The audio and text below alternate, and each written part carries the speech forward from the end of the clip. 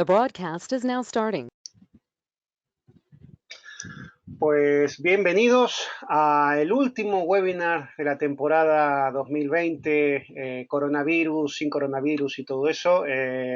Agradezco principalmente que estéis todos aquí, que por ahí alguno estará de vacaciones o no, o estará pensando que ya dentro de poco se le vienen las vacaciones. También por eso que es el último webinar de la temporada hasta el verano. Luego en septiembre comenzaremos con otra serie de webinars. Y bueno, en esta ocasión tenemos a Ángel Molina, viejo amigo y conocido, que nos va a hablar sobre cómo identificar y superar el síndrome del impostor, que creo que ahora mismo es un tema bastante interesante y bastante recurrente en el ambiente tech y bueno, que creemos que es algo interesante y por eso lo hemos convocado para este webinar. Así que nada, Ángel, todo tuyo, te dejo que lleves y hagas la presentación. Muy bien. Bueno, lo primero, como siempre, muchísimas gracias tanto a ti como a Codemotion por invitarme a la cláusula de temporada. Y bueno, y a la gente que ha venido, no solamente porque para mí es un tema importante a tratar en cualquier organización, sino porque es un martes a las 7 de la tarde y supongo que todos habemos terminado de trabajar y bueno, voy a intentar ser lo más breve y lo más útil posible para que todos nos vayamos con algo aprendido y podamos volver con nuestra familia, nuestro perro, novia o tomar una cerveza, porque cualquiera que sea el plan que tengáis. Mi nombre es Ángel Molina, soy Product Manager y eso es casi ahora mismo simplemente por presentar de alguna manera quién soy, pero eso es toda la intervención que voy a hacer sobre mi persona realmente. Los que estéis aquí, que me habéis visto en otras charlas anteriormente, sabéis que tengo por costumbre no extenderme demasiado hablando sobre mi rol, lo que hago, lo que he hecho. Creo que en este caso es más importante el tema que vamos a tratar que yo como persona. Sin embargo, como siempre, al final de la presentación, si tenéis alguna pregunta en concreto sobre mi experiencia previa o algo relacionado con esto, podéis preguntar igualmente y si no, pues para eso tenéis o me tenéis en Twitter o en LinkedIn o en cualquier otra plataforma, ¿vale? Antes de continuar, hay que recordar algo fundamental, que yo no soy un experto en psicología, no soy un profesional de la psicología, soy un experto en la tecnología, soy un experto en el crecimiento de startups, soy un experto en todo caso en producto, pero no en psicología. Lo que vamos a ver aquí es mi experiencia durante varios años con este mismo problema, el síndrome del impostor, tanto en mi caso como en los equipos con los que he trabajado, como ayudando a equipos de otras empresas a, digamos, ayudar a personas en sus equipos que puedan padecerlo o incluso a crear mecanismos para simplificar la ayuda dentro de la organización. Como siempre, si tienes algún problema mucho más allá del síndrome del impostor, incluso aunque si lo tienes, pero de una forma mucho más pronunciada, mucho más grave, esta charla te puede ayudar, un libro te puede ayudar, incluso un vídeo en YouTube te puede ayudar, pero lo importante es que acudas a un profesional. La terapia es una herramienta fundamental, especialmente en la sociedad que vivimos ahora, y creo que todo el mundo debería darse la oportunidad de acudir a un profesional de este tipo alguna vez en su vida, si no de forma recurrente. Dicho esto, vamos directamente al lío. ¿Qué es el síndrome del impostor y por qué debería importarte? Y voy a arrancar de cuajo en la definición. Y es ahora una búsqueda en la Wikipedia. De libro o de terminología en la Wikipedia, el síndrome del impostor es un fenómeno psicológico en el que la gente se siente incapaz de internalizar sus logros y sufre un miedo persistente de ser descubierto como un fraude. Ya hemos arrancado la hierba, esta es la definición del libro, ahora vamos a la chicha de verdad, porque esto es importante. Si queréis saber más sobre la historia, yo os animo a que busquéis en internet. Eso tiene un background bastante interesante, pero hoy vamos a hablar sobre identificación y sobre solución con el tiempo que tenemos. Ahora mismo, con los estudios que ya conocemos, tenemos la certeza, o casi certeza, de que el 70% de las personas alrededor experimentarán en algún momento algún síntoma o todos los síntomas del síndrome del impostor. Y ahora entenderéis por qué es un porcentaje tan alto, porque realmente es más frecuente y más común de lo que creemos. Para identificarlo, realmente no tenemos que encontrar, digamos, síntomas que no nos van a sonar. Creo que, sobre todo en la edad adulta, todos los que estamos aquí hemos sufrido alguna vez de ansiedad, de inseguridad, de culpabilidad y de miedo. Incluso probablemente todo a la vez. Y esa es la clave. De la forma en la que se manifiesta como síntoma el síndrome del impostor tiene principalmente que ver con la ansiedad.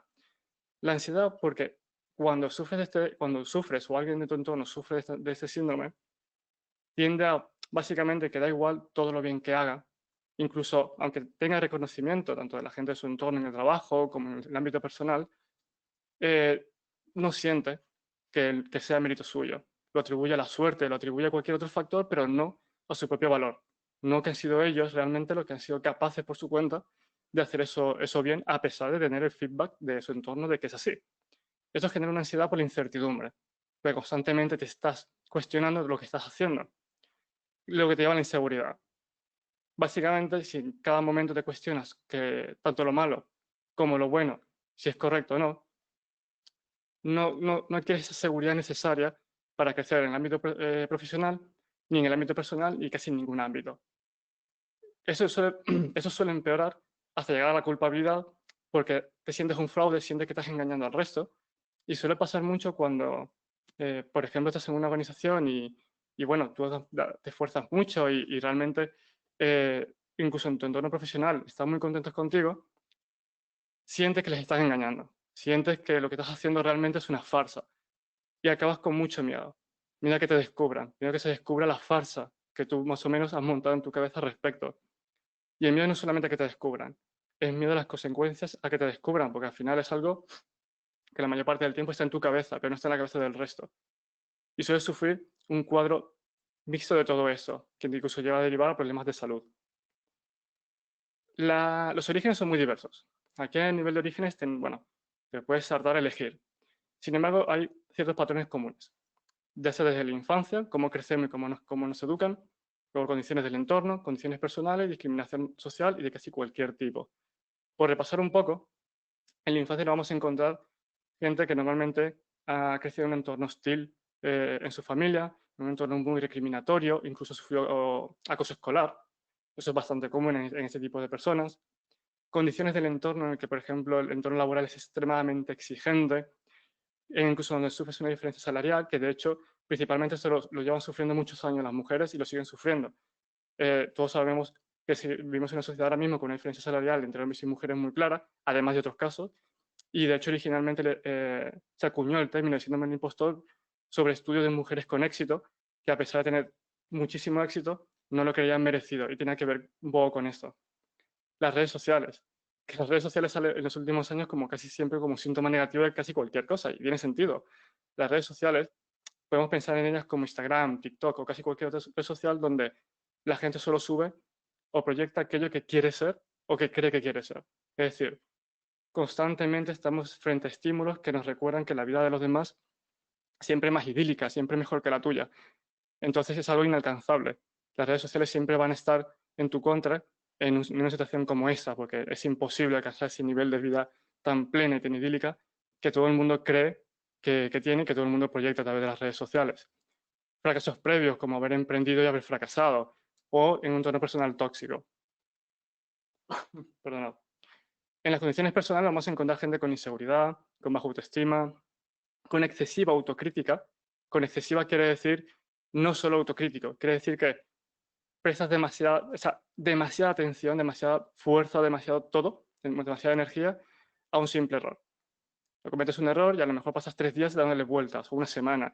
Te rayas sobre eso, te rayas sobre lo que pensarán los demás sobre ese error, te rayas sobre si realmente serás capaz de superarlo o no. Se le das como 3 o 4 días de vueltas, no duermes, la gente te habla y estás pensando en eso. Y sin embargo, cuando haces algo bien y recibes un cumplido, automáticamente lo apartas. Es en plan, no es para tanto, es mi trabajo, o cualquier otro comentario que simplemente, ¿sabes? Aparte un poco que te han hecho un comentario positivo y realmente ese comentario no resuena. No estás 3 días dándole vueltas a que has hecho algo muy bien. No estás 3 días que te vas a la cama diciendo, wow, perfecto, lo he hecho bien y me voy a dormir. No suele ocurrir esto normalmente en este tipo de situaciones. Está muy ligado a cómo nos perciben los demás. Como muchas de las personas, creo que eso es común a todo el mundo, en mayor o menor medida solemos rayarnos mucho con lo que piensen los demás de nosotros. Y aquí es un factor fundamental. Si en tu cabeza tú mismo ya estás dándole vueltas con que eres un farsante, con que lo que haces realmente no tiene mérito, a pesar de lo que diga tu entorno, siempre te va a bloquear el hecho de que van a pensar los demás. Y con perdón, es una putada, porque básicamente es algo que no va a ocurrir. Cuando te planteas en algo como qué va a pensar los demás, es a futuro. Es decir, aún no ha ocurrido, por lo tanto no es un dato real, no es un dato tangible que puedas utilizar. Y luego además es lo que piensan los demás. Tú no puedes estar en la cabeza de los demás, por tanto es como dos factores que no vas a poder nunca validar. Ni el futuro, ni la cabeza de los demás. Así que lo mejor en eso realmente es intentar no preocuparse por esto, porque al final es un limitante de casi cualquier aspecto de tu vida. Y la depresión. La depresión puede ir en los dos caminos. La depresión puede ser producto de un síndrome del impostor y viceversa. Por una depresión puedes perfectamente, digamos, magnificar el resto de factores que te acaben llevando a una situación de síndrome del impostor. Así que en este caso en particular, por ejemplo, es un caso muy bueno de tratar este tema con un profesional de la psicología. No solamente, siempre te van a ayudar las charlas y los libros y cualquier recurso que utilices, pero si estás en ese estadio, si sufres de depresión, lo mejor es que directamente acudas a un profesional que siempre va a hacer esto un poco a medida a tu caso en particular. Y luego tenemos la discriminación social. Aquí nos encontramos desde machismo, racismo, clasismo, entre otros.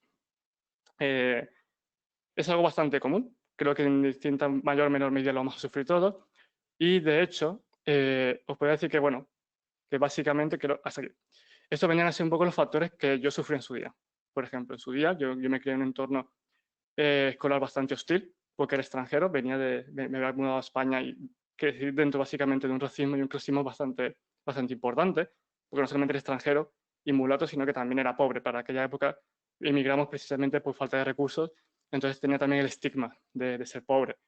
Trabajando en entornos laborales muy exigentes, las redes sociales no ayudaron en esto, vivía con una inseguridad que no puedes ni imaginar, una inseguridad que no es sana, de hecho, y de hecho me preocupaba demasiado por lo que pensaban los demás. Ese era mi cuadro. Creo que cada uno puede juntar sus fichas y crear un poco su propio cuadro. Yo os presento el mío, que apenas hace hace unos 10 años, por poner un ejemplo.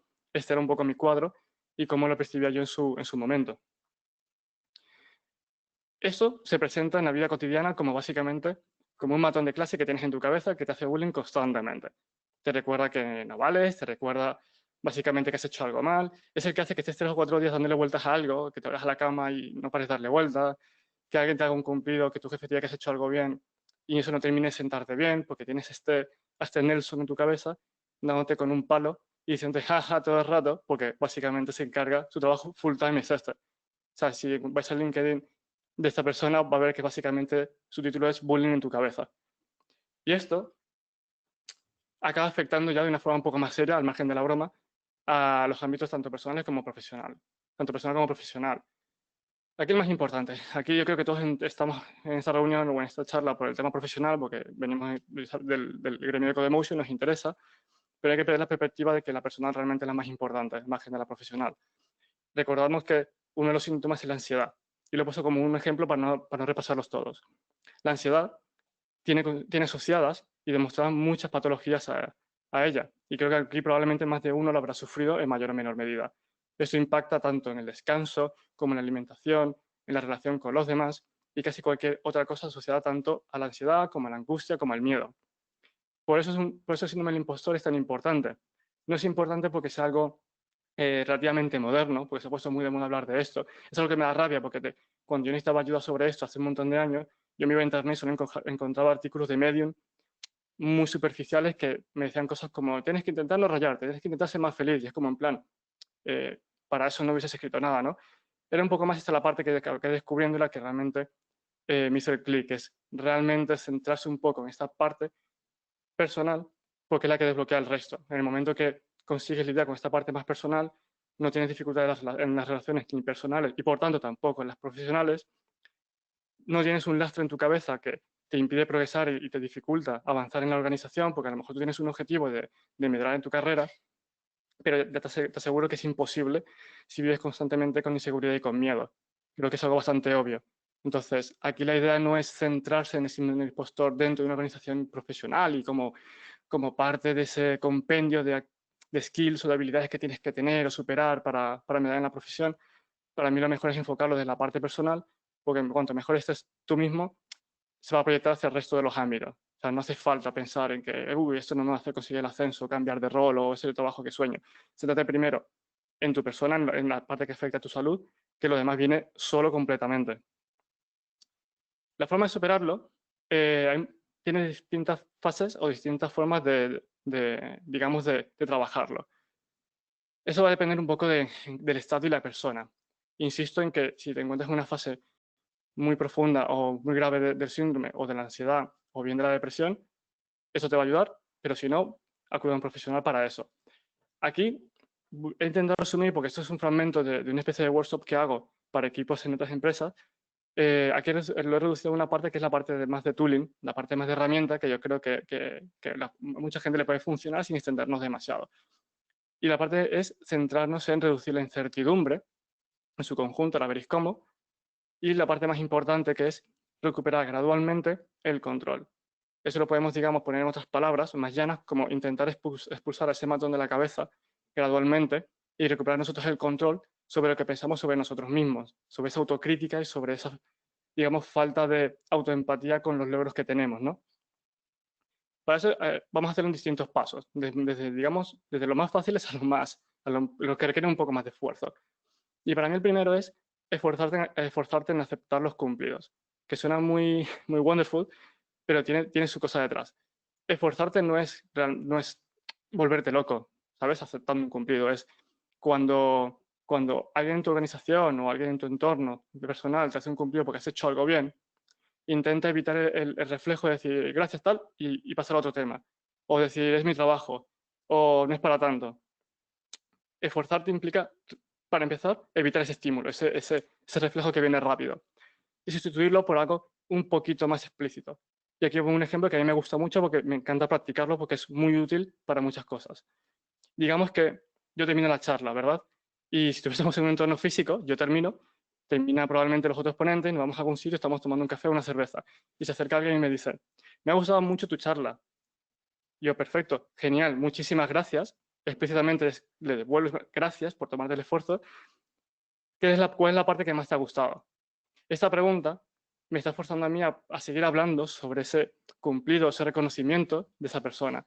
Y además me da la herramienta, me dice qué es lo que más le ha gustado. Es decir, no solamente me dice que le ha gustado, sino que extraigo información sobre ello, lo cual refuerza, digamos, la parte positiva que tengo que seguir repitiendo. Y luego cuando coges un error y te centras en él para decir cómo mejorar luego y cómo no repetirlo, aquí es un poco a la inversa. Obtengo la información de cómo sí tengo que seguir haciéndolo porque funciona. Eso realmente es bastante sencillo, es algo que yo sigo aplicando y creo que seguiré aplicando hasta el día que me muera realmente porque ya es como un tic que tengo. Luego, es un consejo bastante bueno, se aplica a este tema, pues se aplica casi a cualquier cosa ahora mismo en esa industria, que es tener el hábito cada día de escribir. Hay gente que escribe como una especie de diario, hay gente que escribe de muchas maneras y en muchos formatos. Para eso simplemente recomiendo hacer el clásico, que esto no es nada nuevo, eso no me lo estoy inventando yo, de hecho casi nada se me lo estoy inventando, simplemente pongo las piezas juntas. Es apuntar el top 3 de cosas. Terminas el día, de hecho es lo que haré probablemente al terminar esta charla, terminaré todo, cerraré y probablemente me vaya 5 minutos, 10 minutos a apuntar esto mismo, que es durante el día de hoy apuntar las 3 cosas que creo que he hecho bien y las 3 cosas que tengo que mejorar respecto al día de hoy o a esta semana, por ejemplo. Esto es algo que suele ocurrir muy fácil, que es tú pones la lista, a lo mejor pones una bien y rellenas las 3 malas muy rápido. Y si no te pones límite, incluso podrías poner hasta 10 malas y 2 buenas. Porque tendemos este rollo, tendemos a ser más autocríticos, a tender a ver lo malo más que lo bueno primero. Mi sugerencia cuando hagáis esto, o cuando ayudéis a alguien para que haga esto, es respetar el orden. Primero rellena las 3 que has hecho bien y luego las 3 que has hecho mal. O que has hecho mal o que tienes que mejorar, mejor dicho, en este caso. De esta forma, el proceso mental es muy diferente, porque estás forzando la parte cognitiva que te dice, tengo que pensar, tengo que repasar el día mentalmente y buscar qué es lo que he hecho bien, qué es lo que normalmente no harías. Eso cada día se puede hacer y realmente al principio tienes un poco de fricción porque no estás acostumbrado, pero te puedo asegurar que esto en el día a día lo haces y ni lo piensas, lo haces y punto, y te ayuda ya en un proceso manual de decir, tengo que reflexionar sobre esto. Además, tiene una parte muy chula, que es que depende del formato que uses, puedes usar una libreta, puedes usar, yo que sé, algo como Notion, Evernote, Drive. Si lo haces en una libreta está muy chulo porque además tienes el factor físico, estás escribiendo algo y siempre la primera es el romanticismo de que estás escribiendo y que es físico. Lo físico siempre se nos queda mejor. De hecho, lo que habréis estudiado mucho en vuestra vida habréis notado eso, que más se te queda más cuando tomas apuntes, subrayas o haces algo, apuntes en físico cuando lo haces en digital. Es un poco lo mismo. Ampliar las fuentes de información. Habla con más gente fuera del mismo rol o del mismo gremio. Y si puede, incluso de otros países. Porque te va a dar la perspectiva de cómo lo hace gente de tu rol en otras partes. Yo, por ejemplo, llevo una década trabajando como desarrollador. Y hace año y medio empecé ya a pivotar seriamente a únicamente Product Manager, que es un paradigma completamente diferente tanto de pensar como de trabajar. Pues durante año y medio me centré exclusivamente en tener constantemente reuniones, invitando cervezas, invitando café con gente de mi gremio o de ese nuevo gremio, incluso en remoto de otros países, para aprender y obtener input, tanto de las cosas, de errores que repiten, lo cual, por ejemplo, le quita peso al mío. Siempre, esto es un error común cuando pasas por esta fase de Product Management, por ejemplo. Entonces ya no me rayo tanto. Siempre pienso, es parte del proceso, tengo que mejorarlo, pero ya no sé que no es culpa mía, es parte del proceso. Y también a conocer puntos fuertes de este área en otras personas y adelantarte a ellos. Es decir, te da básicamente perspectiva que normalmente no tienes cuando lo haces solo por tu cuenta y le das muchas vueltas en tu cabeza. Libros, ensayos y posts sobre otras personas que intentan resolver el mismo problema que tú. Cuando digo problema me refiero, pues imagina que eres desarrollador, que eres manager, que eres de marketing, da igual el área. Todos los trabajos van a solucionar problemas de alguna manera. Busca gente que intente lo mismo. Y como siempre, los libros hay que cogerlos con pinzas, es decir, que un libro no tiene la verdad. Pero si lees 10 libros, puedes coger distintos inputs diferentes y ampliar la perspectiva que tienes, lo cual te va a dar, de nuevo, más visibilidad y más herramientas para darte cuenta que no todo eres tú solo y no todo está en tu cabeza. Y las comunidades. Las comunidades para mí son una maravilla. Llevo trabajando con comunidades, ya ni me acuerdo. Y para mí es una herramienta fundamental. Conocer más personas del mismo ámbito, incluso ayudar tú mismo a esas personas con errores que tú ya has cometido, te libera. Te libera y además te sientes reconfortante con la idea también de ayudar a otras personas. Entonces vas reduciendo gradualmente toda esta ansiedad y toda esta inseguridad. Definir tus propios objetivos. Y con objetivos no me refiero a solo los objetivos de empresa, los OKRs tan famosos, no. No me refiero tanto a objetivos profesionales como la reflexión que creo que todo el mundo debería tener, que es qué quieres hacer en tu vida en general y si no es en tu vida, qué quieres hacer en los próximos 10 años. Algo que te dé simplemente una brújula. Es decir, puede ser simplemente en plan, pues mira, pues yo en mi caso, pues a lo mejor yo digo, pues yo quiero empezar quiero ser product manager porque esto me va a ayudar luego a hacer esta otra cosa que quiero hacer dentro de 5 años. Eso también quiero aprender valenciano, porque tengo mi proyección de que voy a vivir más tiempo en Valencia, entonces me interesa mucho aprender valenciano. Y además también, pues como tengo perros, o sea, me gustan mucho los perros, voy a intentar durante unos meses aprender todo lo que pueda de adiestramiento canino para que el perro tenga una vida mucho más saludable y yo también, y podamos vivir en convivencia mucho mejor sin problemas con el perro en casa, ¿no? Lo típico que se mea o muerda cosas, ¿no? Son 3 factores diferentes, o sea, no todos tienen que ver con el trabajo. Hacer esto me ayuda en la parte de reflexión. Cuando tomo input de otras cosas, como hablar con más gente o hacer cualquier otra historia, me ayuda a calibrar esto con realmente los objetivos que yo quiero conseguir. Los objetivos no tienen que ser una piedra roseta y escrito a fuego. Los objetivos se pueden iterar. Yo a lo mejor hoy quiero aprender valenciano, pero a lo mejor la vida me cambia dentro de 3 meses o 4 meses y ya no me interesa el valenciano, por la razón que sea. Puedo cambiarlo, o sea, no es algo fijo, simplemente es algo que es para ti mismo y que tienes que iterar simplemente para tener esa brújula.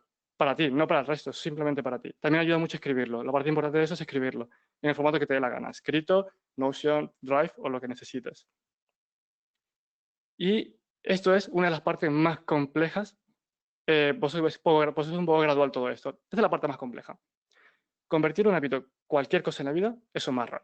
Es un marrón. Es decir, yo creo que aquí todos hemos pasado por muchas fases, seguramente. Desde, yo qué sé, desde quiero intentar reciclar, desde que quiero intentar madrugar para tener más tiempo por la mañana, desde tener qué sé, he visto al gurú de turno y quiero tomar duchas frías a las 7 de la mañana, quiero ir al gimnasio a las 7 de la mañana.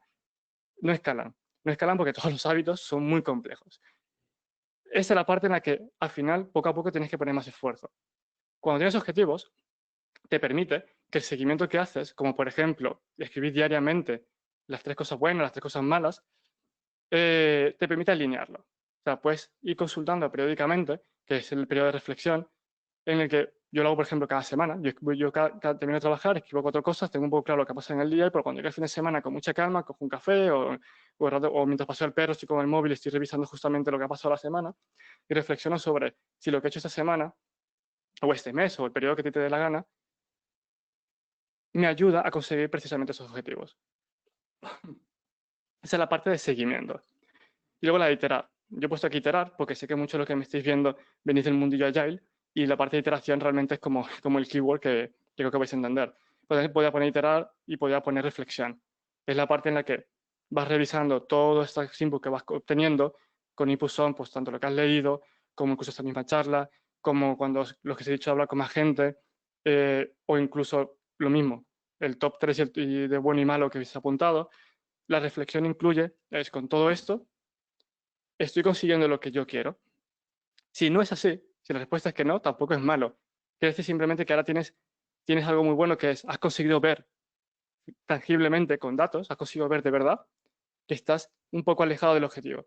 Y esos datos, la información es el poder precisamente, porque puedes reconducirlo tanto como quieras.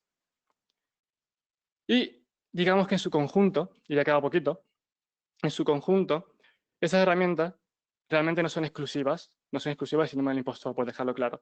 Todas estas herramientas tienen más que ver con la parte de gestión del tiempo y todo eso que está también muy de moda, que es lo de la performance y todo ese rollo.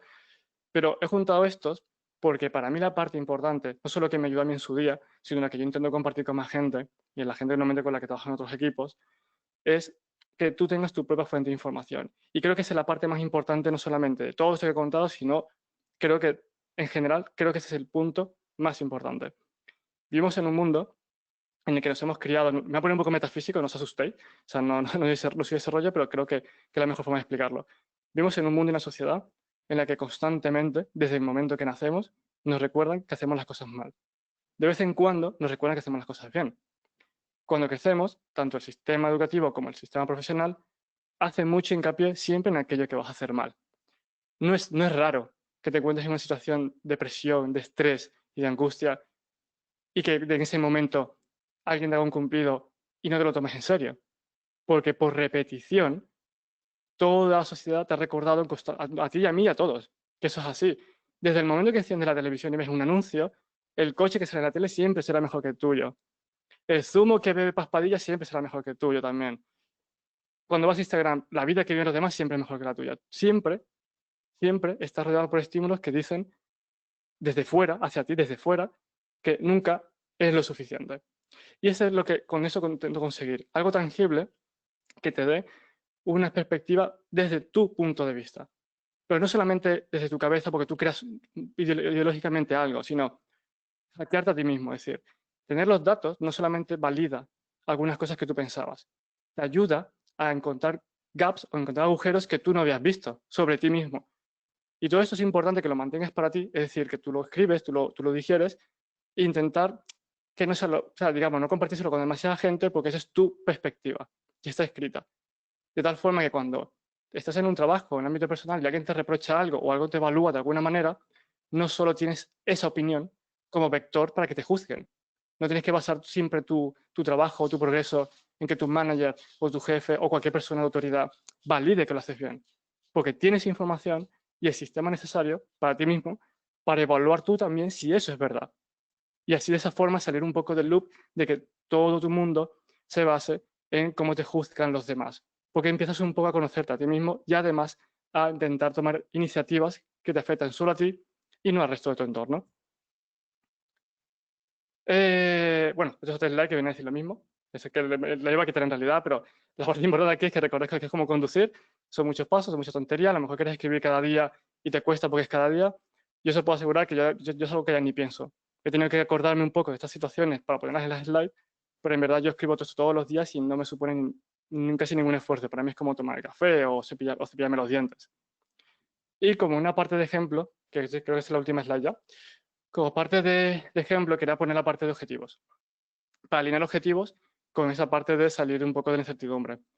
Yo en los míos, entre otros varios, tengo comunicación y devolver a la comunidad.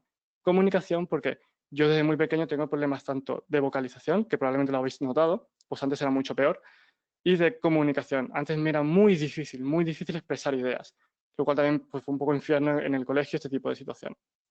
Mi objetivo en los próximos años es ser un maestro de esto, no maestro de una charla TED, es más intentar ser lo mejor posible con los recursos que tengo en comunicar correctamente, en general, tanto en el trabajo como en mi vida personal.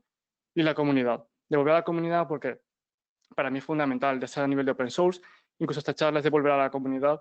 En un momento dado, yo estaba al otro lado de la pantalla, yo estaba buscando, estaba interesado en ese tema y a través de la comunidad fue como también fui aprendiendo. aprendí esto, aprendí también desarrollo. De hecho, los que sois ingenieros, cuando algo no te sale, lo primero que haces es, te vas a una comunidad tipo Stack Overflow o lo que sea, en la que alguien más ha resuelto el problema. Y esta es mi parte de volver a la comunidad, lo hago de esta manera y también lo hago, perdón, y también lo hago con open source. Con mis habilidades de desarrollo también participo en proyectos de open source. Y esa es la forma en la que se alinea mi forma de objetivos con lo que voy haciendo. Cuando yo haga hoy mi revisión sobre qué he hecho hoy y luego vea esta semana cómo se alinean, podré decir que esta semana he hecho algo que me ha ayudado a conseguir mi objetivo de comunicación, mi objetivo de devolver algo a la comunidad. Y quería mostrarlo como un ejemplo real del día a día para que veáis que no es tan complejo realmente, son muchos pasitos, muchas cositas, pero realmente es muy fácil de mapear y muy fácil de hacer. Y para terminar, siendo un impostor, estamos hablando ya casi de una patología. Cierta inseguridad es normal. Es decir, cuando te cambias de rol, tienes un trabajo nuevo, sobre todo ahora con el COVID, que hay mucha gente pivotando de roles o cambiando de trabajo, que tengas algo de inseguridad no es per se un síndrome, no es per se un problema, ni siquiera que tengas ansiedad. El problema es cuando es sistemático. Cuando es sistemático, ya realmente incurres en probablemente en un síndrome como este, sino en otro, y en cuyo caso, pues acudir a este tipo de charlas, leer libros, siempre va a ser beneficioso, pero tienes que calibrar cómo de mal estás en esa situación. Si es una cuestión de pocos meses, date un tiempo, intenta resolverlo de esta manera. Si llevas ya muchos meses o años con ese tipo de inseguridad, lo mejor es que lo trates porque a la larga es bueno para ti, para la persona de tu entorno y para tu desarrollo profesional. Muchas gracias.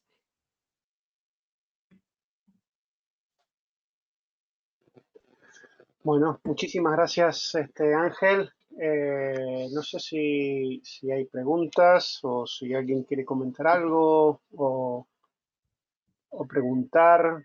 Vamos a dar unos segundos para que haya plazo y la gente pueda ver su momento.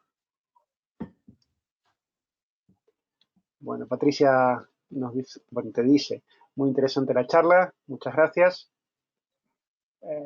Y vamos a dar un poquito más de margen por si acaso, si no, eventualmente, como siempre, luego subiremos la charla. Bueno, conociendo a Ángel, sé que luego vamos a compartir las diapos por Twitter, así que no habrá ningún problema, pero luego subiremos la charla al canal de YouTube de Codemotion y a la página de los eventos de Codemotion para que puedan acceder sin problemas y con toda la info. Parece que no hay más preguntas, así que, a ver, aquí, sí, bien.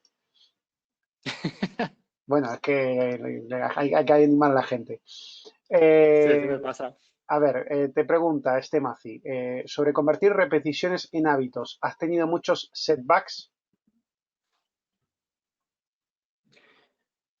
No, bueno, a ver, depende cómo lo quieras ver. Realmente yo creo que la mayoría de los hábitos sí.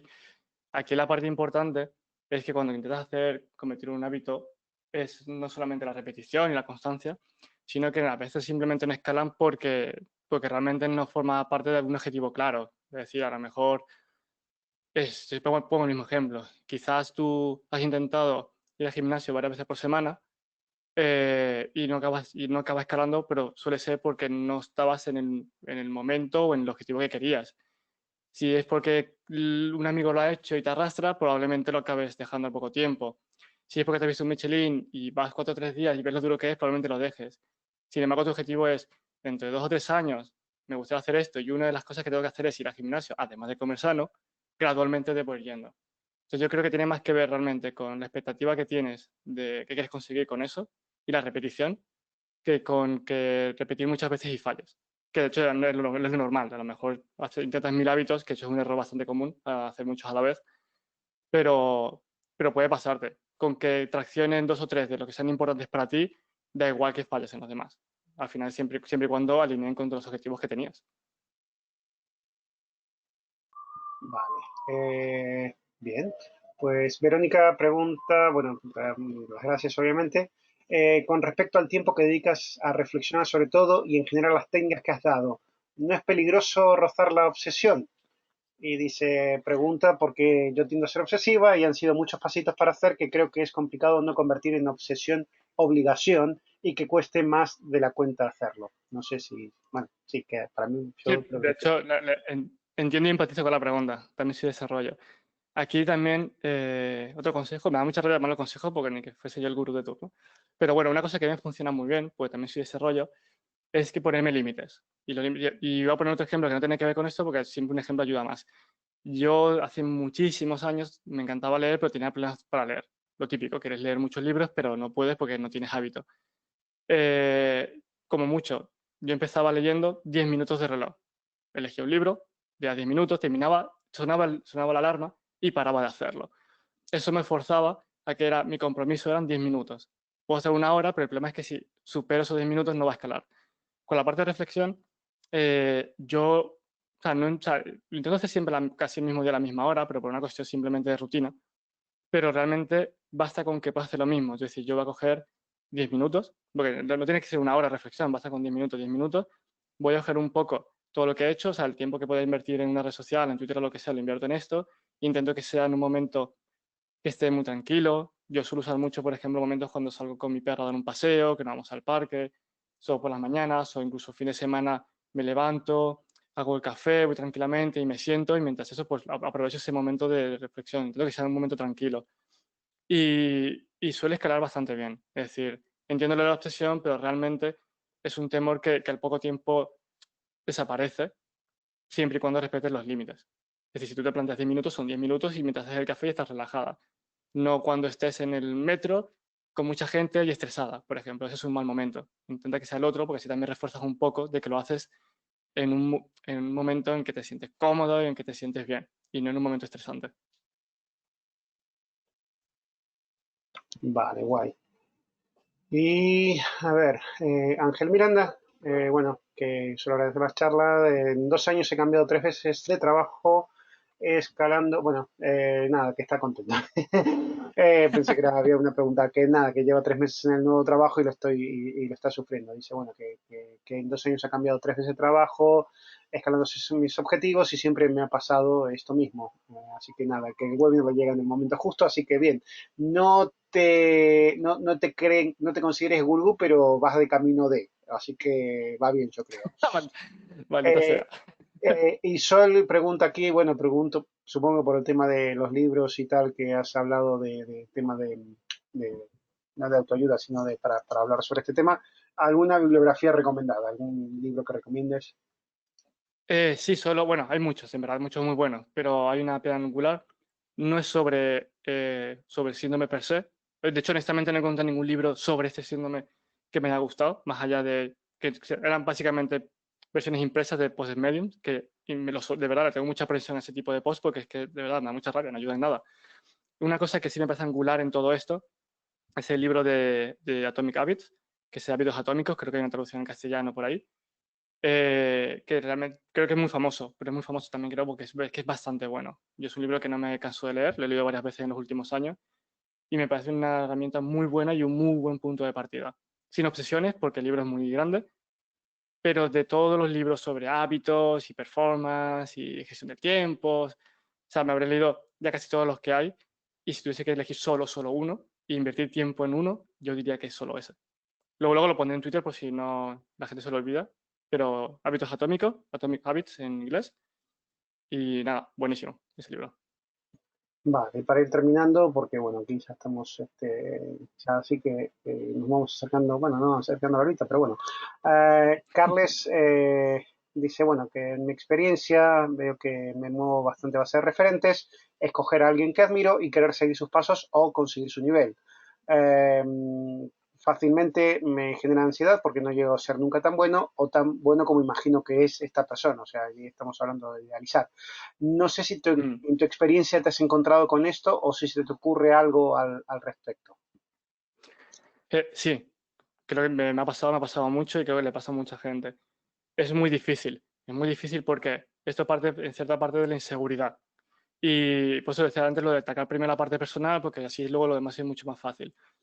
Yo cuando hablo, digamos, tan mal de los posts de medio y ese tipo de cosas, es precisamente por esto, porque generar ídolos tiene a ser un problema. O sea, casi siempre va a ser mejor va a ser mejor su jardín que el tuyo. Aquí lo mejor es no obsesionarse con esas personas e intentar de una forma un poco más reflexiva, perdón, sobre lo que estás haciendo tú y tu entorno. En tu entorno. En mi caso, por ejemplo, yo llevo poco, no llevaré por año y medio haciendo de Product Manager. Por supuesto tengo muchas inseguridades y por supuesto hay mucha gente que lo hace mucho mejor que yo. De hecho, mi jefe precisamente es muy bueno en esto y suele hacerlo mucho mejor que yo. Pero no me obsesiono con eso porque precisamente yo intento desde esas personas, ya sea ídolos en Internet o bien ídolos in-house, que digo yo, gente de mi entorno, intento forzarme a aprender mucho de ellos. O sea, intento realmente voy a absorber de esta persona todo lo que pueda, porque si para mí es el referente que tengo que seguir, voy a intentar de lo que hace, intentar coger lo mejor.